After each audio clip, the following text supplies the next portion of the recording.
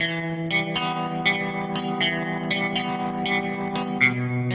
don't think there's any minute when they don't drive me up the wall, just because we're always trying to set limits, and they are always trying to go beyond those limits. If your child's showing disruptive or aggressive behaviour, you might be uncertain about how to handle it and how to help.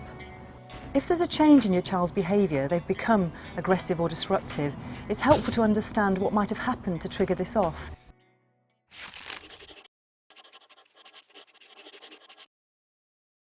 It could be something that's going on at school, perhaps bullying or problems with schoolwork that's leading to frustration. They might have got in with a group of other children that are egging them on to misbehaviour. There are all sorts of things that could be going on at home that could be affecting your child even when you don't realise it. You could be offering them too much or too little independence. A house move, tension in your adult relationships, or even conflict with siblings, brothers and sisters, could get in the way.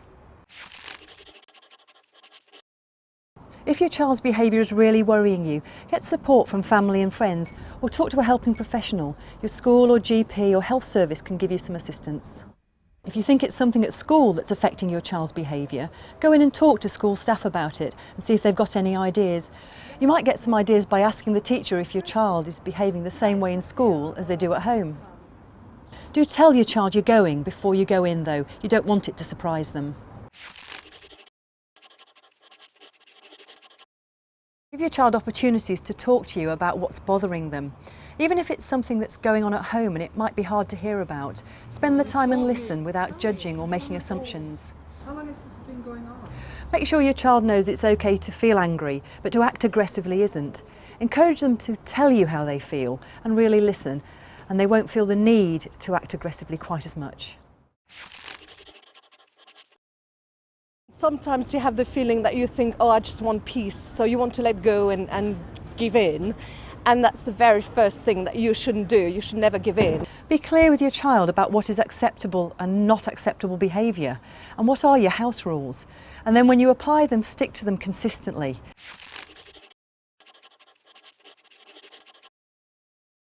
When you're choosing a consequence for your child's misbehaviour, keep it simple and brief. 5 to 30 minutes is enough. Your child might not cooperate when you start to give them consequences, so perhaps you can choose something you can do together. So if their bedroom's a pit, you can offer to help them tidy up if they'll do half of the work. If your child's being aggressive towards you, keep your cool. If you get angry or aggressive back, you'll only make the situation worse. You've got to walk away, develop a thick skin, and then come back when you feel calm and deal with it.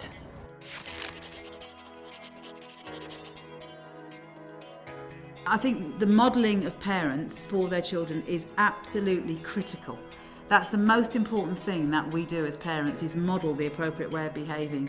If you don't want your children to be rude to you, then you can't be rude to them. If you don't want your children to shout and scream at you, then you can't shout and scream at them. The most important way to manage misbehaviour is actually to praise and reward the behaviour you want.